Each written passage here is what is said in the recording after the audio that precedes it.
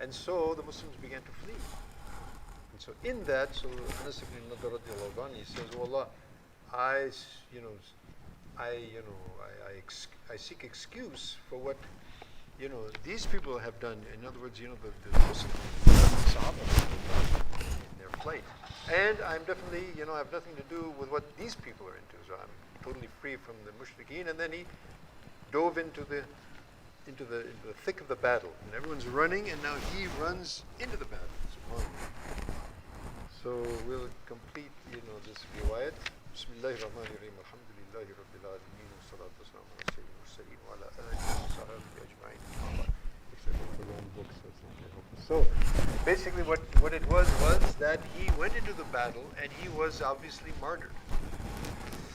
And when they actually, after the battle was over and they found his body, nobody could even recognize him except his sister, and that only by the tips of his fingers. His fingers that she recognized, that's my brother's fingers.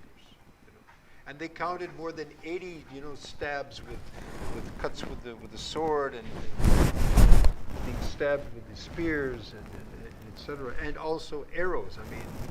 80 different wounds that this man suffered.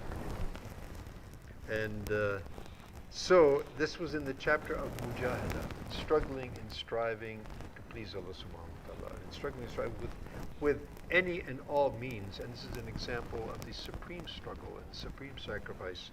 And so, for a few moments, you see, of that supreme sacrifice, now imagine that was, over 1400 years ago. And imagine the ikram that he's been given, since then, and what ikram he'll be experiencing, forever and ever. So this life is short, so we need to sacrifice and struggle in Allah. And having said that, this is again, as I need to remind myself on all of this is the night of Jummah. This is the most Mubarak night, of the week, and preparing for the day of Jummah. So, tahajjud and dua and tilawat of Quran, istighfar, etc.